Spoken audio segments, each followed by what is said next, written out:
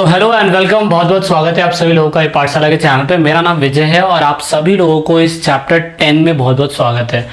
Class 12th में term 2 के according यहाँ पे 10 चैप्टर आएगा।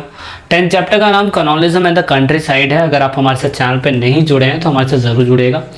एक्सप्लेन सीरीज पहले से अपलोड है इस चैप्टर के रिगार्डिंग में, बट इस सीरीज़ में हम 20 मिनट में पूरे चैप्टर में कंटेंट क्या है वो समझने की कोशिश करेंगे।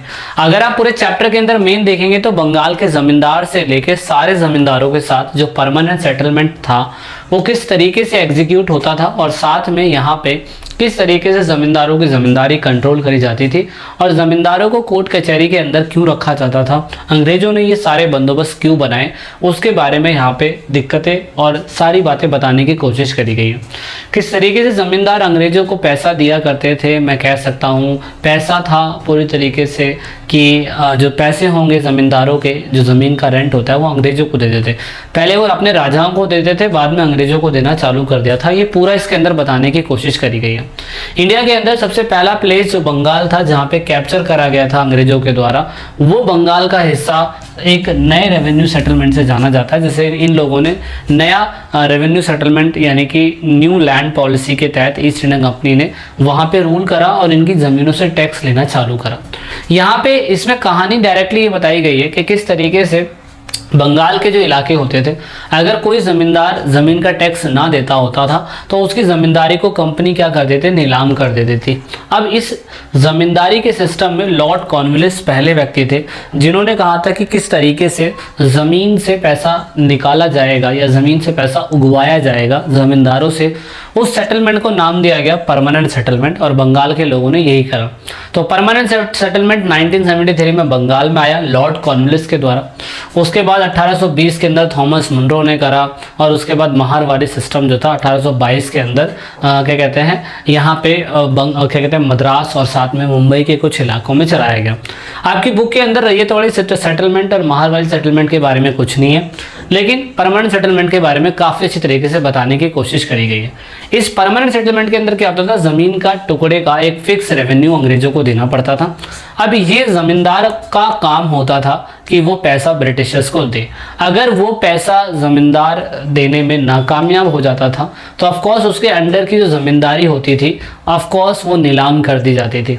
और नीलाम करते समय ज़मींदार अपनी ज़मींदारी को बचाने के लिए फेक बोलियां लगवाते थे और ऐसा कहा जाता था कि 95% से भी ज़्यादा बोलियां फेक होती थी और इसकी वजह से ज़मींदार अपनी ज़मींदारी बचा लिया करता था। तो पूरे चैप्टर में कहानी जो है वो ज़मींदारों के बारे में कि ज़मींदार किस तरीके से, राजा ज़मींदार रैयत वाला कुछ भी बोलो एक ही है, किस तरीके से वो अपना रेवेन्यू पे नहीं कर पाते थे अंग्रेजों के, जबकि वो इतने सारे पैसे वाले होते थे। और दूसरा कि जो ऑक्शन बोली के टाइम पे जो ज़मींदार की बोलियां लगाने के लिए लोग आते थे वो होते कौन थे, और ये पूरी ईस्टर्न इंडिया के अंदर उस ड्यूरिंग दिस टाइम पीरियड के अंदर क्या क्या दिक्कतें हो रही थी वो सब हमें बताने की कोशिश इसमें करी जा रही है। अब यहाँ से कहानी शुरू होती है। कहानी में कृषि निवेश में किस तरीके से टैक्स का पैसा बनाया जाता है और यहाँ पे एग्रीकल्चर टैक्स के लिए रेवेन्यू पूरी तरीके से ज़मींदारों के ऊपर डिपेंड है। ज़मींदार अगर पैसा देंगे तो ऑफकोर्स कंपनी पैसा कमाएगी, ज़मींदार अगर पैसा नहीं देंगे तो कंपनी उनकी ज़मींदारी बेच के कंपनी से पैसा उगवा लेगी। अब यहाँ पे होता यह था कि इन ज़मींदारों को अलग अलग नाम से पुकारा जाता था। राजा, तालुकदार, तालुकदार यानी कि बहुत सारे तालुके, और उन सभी से पैसा निकालने का ज़मींदारों का काम होता था। ज़मींदार एक नहीं बल्कि बहुत सारे गांव के मालिक होते थे और एक हायरार्की सिस्टम होता था। परमानेंट सेटलमेंट में किसी ज़मींदारी को एक ज़मीन दे दिया, ज़मीन का पट्टा दे दिया तो वो 20-30 सालों तक के लिए होता था। ऑफकोर्स अगर उसकी डेथ होगी तो उसका बेटा इस ज़मींदारी सिस्टम को चलाएगा। तो कंपनी जो थी फिक्स रेवेन्यू कर देती थी अनाउंस कि इतना इनकम कंपनी को चाहिए, और ये जो ज़मींदार होते थे विलेज के कई हिस्सों से पैसा वसूल करके अंग्रेजों को देते थे। अब सपोज मान लीजिए कि अंग्रेज लोग को पैसा चाहिए और ज़मींदारों को पैसा इकट्ठा करके अंग्रेजों को देना है, तो अंग्रेज जो ज़मींदार होते थे उनको बहुत सारी प्रॉब्लम होती थी। जैसे शुरुआती समय में जो अंग्रेज पैसा मांगते थे उनसे वो बहुत ज़्यादा होता था, उसके बाद बहुत दिक्कत होती थी रैयत से पैसा इकट्ठा करने का ज़मींदारों को, क्योंकि रैयतों की हमेशा प्रॉब्लम यही रहती थी कि इस समय फसल अच्छी नहीं हुई है, इस टाइम पे हार्वेस्ट अच्छी नहीं हुई है। ऑफ कोर्स यहाँ पे थोड़ी बहुत ज़मींदार अगर अपनी शक्ति का इस्तेमाल भी करें तो ज़मींदारों की प्रॉब्लम यही थी कि वो अपनी ज़्यादा शक्तियों का इस्तेमाल नहीं कर पाते थे, क्योंकि होता ये था कि ये लोग पूरी तरीके से जो ये कोर्ट कचहरी के अंदर ज़मींदारों को रखते थे कंट्रोल करके, क्योंकि ज़मींदार अगर अपनी शक्ति का ज़्यादा इस्तेमाल करेंगे तो ऑफ कोर्स वो अंग्रेज़ों के खिलाफ भी इन फ्यूचर हो सकते हैं। इसलिए ज़मींदारों को कंट्रोल करने का, यानी कि ज़मींदारों को कंट्रोल करने का तरीका यही होता था कि उनको पूरी तरीके से उनको सीमा शुल्क लगा दिया जाए, सैनिक उनके ऊपर कंट्रोल करे, उनको कोर्ट कचहरी के अंदर एक कलेक्टर जो होगा इनके सारे काम की निगरानी रखेगा। ज़मींदारों की सारी पावर जो थी लोकल जुडिशरी यानी कि लोकल जस्टिस या न्यायाधीश के अंडर में, लोकल पुलिस के अंडर में होता था, और उसके अंदर वो कोई तरीके से ज़मींदार अपनी पावर का गलत इस्तेमाल भी नहीं कर सकते थे। तो ये था, क्योंकि पहले क्या होता था कि पहले अगर कोई किसान क्या कहते हैं टैक्स नहीं देता था तो ये ज़मींदार क्या करते थे, अपने लठियार लोगों को लेके जाते थे गाँव के अंदर और ऑफकोर्स उनसे ज़बरदस्ती पैसा वसूला करते थे, जो ऑफकोर्स अंग्रेज़ों को इस चीज़ के बारे में भनक भी नहीं लगती थी। और इसीलिए अंग्रेज़ों ने कहा कि ऐसा ना हो, इसलिए ज़मींदार सिस्टम को ऐसा करा गया ताकि इनकी ज़मीनों, इनके पावर को कंट्रोल किया जा सके। तो यहाँ पे अब रेंट इकट्ठा करते समय एक अमला भेजा जाता, अमला ऑफिसर अंग्रेज़ों के द्वारा भेजा जाता है इन ज़मींदारों के पास। तो ज़मींदार लोग हमेशा ऐसा करते थे कि पैसा पूरा पे नहीं कर पाते थे, क्योंकि ज़मींदार जो रैयत लोगों से पैसे इकट्ठा करना होता था वो पूरा कवर नहीं हो पाता था, और कवर ना हो पाना पूरा सही तरीके से ये अमला की 12 मासी प्रॉब्लम रहती थी कि कोई भी ज़मींदार अमला को पूरा पैसा टाइम से नहीं दे पाता था। और फिर इसकी वजह से ऐसा कहा जाता था कि 1978 के अंदर कंपनी बहुत घाटे में जा रही थी, लेकिन कंपनी के जो ऑनर होते थे, गवर्नर जनरल, वायसराय जो बाद में बन गए थे, तो ऑफकोर्स उनको बहुत फ़ायदा होता था। तो अमला जब भी जाता था तो ऐसा ये कहा जाता था जोतदारों के द्वारा ये कहा जाता था कि ज़मीन जो किसान हैं वो क्या कहते हैं, इनको पैसे टाइम से चुकाए ना। अब इनको पैसे टाइम से चुकाए ना तो जोतदारों के बीच में और रैयत के बीच में क्या संबंध है उसके बारे में भी हमें समझना ज़रूरी है। तो असल में जोतदार जो होते थे वो रिच रैयत होते थे, जिन्हें हवलदार, हौलदार, जोतदार, गुंटीदार, मंडल कुछ भी बोला जाता। ये जो जोतदार होते थे वो इन किसानों के कंपैरिजन, मतलब इन ज़मींदारों के कंपैरिजन में रिच होते थे, जो ऑफकोर्स अपनी ही ज़मींदारी पे काम करते थे। इनके पास काफ़ी ज़मीनें होती थी, और ये लोग ये जो जोतदार होते थे ये लोकल गांव के अंदर रहते थे, और ऑफकोर्स ये जो रैयत थे ये जोतदारों से ज़्यादा अच्छा कनेक्शन रखते थे, क्योंकि ये जो अमीर ज़मींदार हुआ करते थे ये गांव से बाहर शहर में लग्जरियस लाइफ जी रहे होते थे, और ये ऑफकोर्स किसानों से बस पैसा वसूलते थे, लेकिन दुख बीमारी कुछ भी होती थी तो जोतदार इनकी मदद करते थे। तो इस तरीके से मैं कह सकता हूँ कि जोतदारों के खिलाफ ये किसान कभी नहीं बोलते थे, क्योंकि जब भी क्या कहते हैं अक्सर किसी भी इन ज़मींदारों की मान लो ज़मींदारी बिक रही है तो ज़्यादातर यही जोतदार ज़मींदारी खरीदने के लिए आते थे। और इवन रैयत जब भी पैसा वसूलने की बात होती थी तो ज़मींदारों को रैयत लोग पैसा नहीं देते थे, ताकि जब अमला ऑफिसर आए तो ऑफकोर्स ज़मींदारों की ज़मींदारी नीलाम होने पर मजबूर हो जाए। तो ऐसा कुछ सिस्टम षड्यंत्र बचाया जाता था। और जोतदार जो थे बंगाल के अंदर काफ़ी ज़्यादा स्ट्रांग थे, जो हमें दिनाजपुर के इलाकों में देखने को मिलता है। तो ऑफकोर्स ये जो क्या कहते हैं जो ज़मींदार होते थे वो अपनी ज़मींदारी को बचाने के लिए 2-4-3 तरीके अधखंडे अपनाया करते थे। नंबर 1, जो भी क्या कहते हैं बिक्रियाँ होती थी वो काल्पनिक होती थी, ऑफकोर्स फिक्शंस होती थी, जो किसी को नहीं पता चलती थी कि भाई सही मायने में क्या कहते हैं इस पे ऑक्शन लग रहा है नहीं लग रहा है। दूसरा, ये ज़मींदारी होती थी, इस ज़मींदारी पे संपत्ति को जब भी कोई बोली लगाने के लिए आता था बाहर की तरफ से ज़मींदारों की ज़मीनों पे, तो उन पे जो उनके लठियार्स होते थे वो हमला कर देते थे। तो इस तरीके से मैं कह सकता हूँ कि ये दिक्कतें होती थी। और उसके बाद गई फिफ्थ रिपोर्ट में क्लियर कट ये बोला गया फिफ्थ रिपोर्ट की बात ये थी कि अंग्रेज़ों को जब ये लॉस हो रहा था तो कंपनी ने देखा कि यार कोई भी गवर्नर जब भारत के थ्रू जाता था तो इंग्लैंड के थ्रू वहाँ पे जाता था तो वो अमीर होके आता था, लेकिन कंपनी को लॉस होता था। तो फिफ्थ रिपोर्ट 102 पेजों की है, जो 1813 के अंदर ब्रिटिश की पार्लियामेंट में दिखाया गया। सिलेक्टिव कमेटी इसके लिए बैठाई गई थी और सिलेक्टिव कमेटी का मेन काम था इस रिपोर्ट को तैयार करना, जो ये दिखाना चाहती थी कि कंपनी जो है भारत में किस तरीके से रूल्स एंड रेगुलेशन कर रही है। तो फिफ्थ रिपोर्ट का मेन ऑब्जेक्टिव इस कमीशन का यही था कि कंपनी किस तरीके से माल एडमिनिस्ट्रेटिव कर रही है, कंपनी किस तरीके से जमींदारी सिस्टम के अंदर लूप होल्स को बना के उसका इस्तेमाल कर रही है, कंपनी किस तरीके से जो इंडिया और चाइना के साथ ट्रेड की मोनोपोली बना रही है वो। तो मेन बात था कि जब कंपनी का शासन बंगाल के अंदर था तो बंगाल में गवर्नर की एक्टिविटी को पूरी तरीके से देखने के लिए कंपनी ने यहाँ पे फिफ्थ रिपोर्ट तैयार करी। फिफ्थ रिपोर्ट पूरी तरीके से कंपनी के काम की एक सीरीज थी जो रेगुलेट करती थी और बताती थी कंपनी कहाँ पे क्या क्या काम कर रही है। तो फिफ्थ रिपोर्ट जो थी ऑफकोर्स हमें पता 1812 के अंदर एक डॉक्यूमेंट था जो ब्रिटिश पार्लियामेंट के अंदर दिया गया था।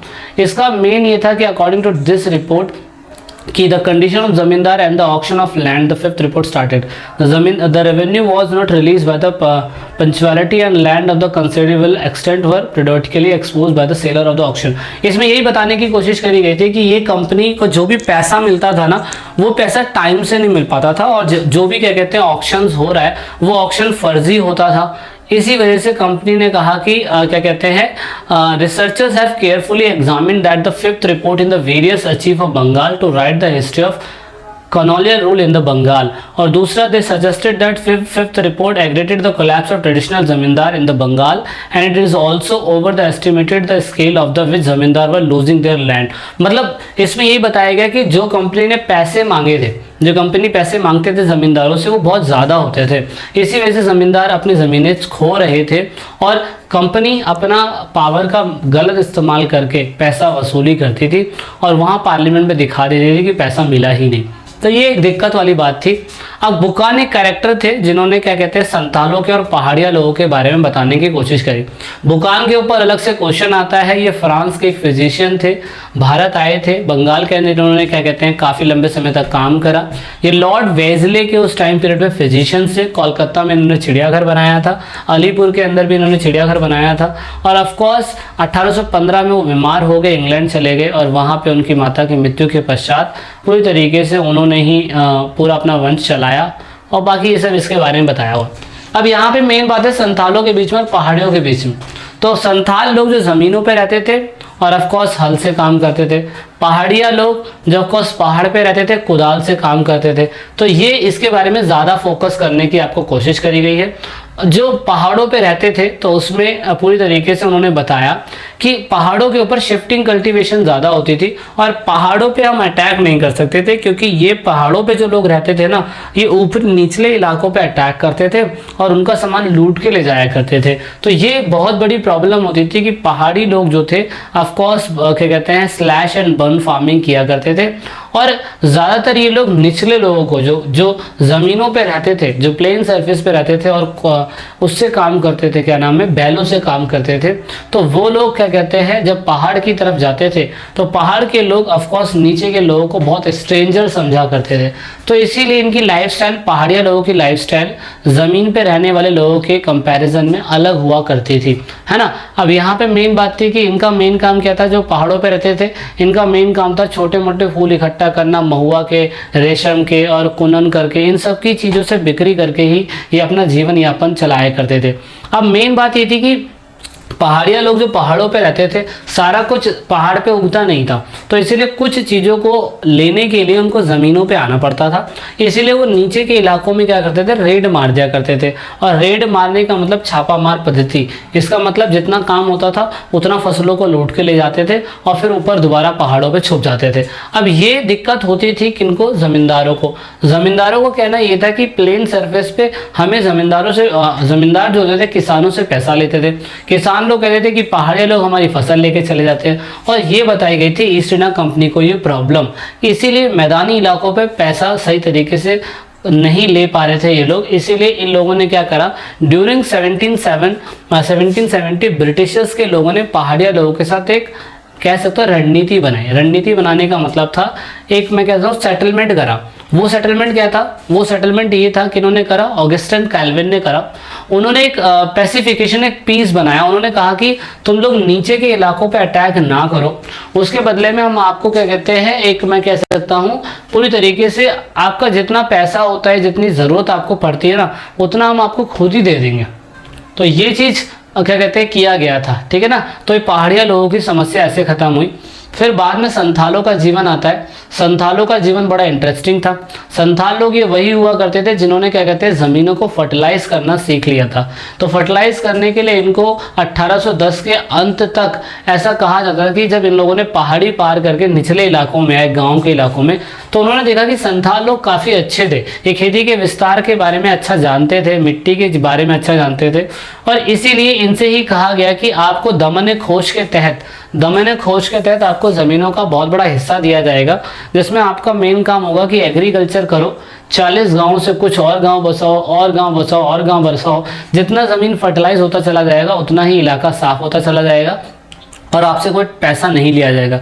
लेकिन ड्यू टू सम रीज़न बाद में इनसे ही पैसा लिया जाने लग गया था, और इसकी वजह से इन संथालों ट्राइबल ग्रुप्स के बीच में और ऑफ कोर्स क्या कहते हैं अंग्रेज़ों के बीच में हो गई लड़ाई। और लड़ाई की वजह से क्या कहते हैं परिणाम ये हुआ कि बाद में जाके क्या कहते हैं ये युद्ध हुआ। तो ऑफ कोर्स जब युद्ध होगा तो भाई सिंपल सी बात है, अंग्रेज़ लोग ही जीतेंगे, क्योंकि उनके पास वेपन है, हथियार है, ये सारी चीज़ें है ना।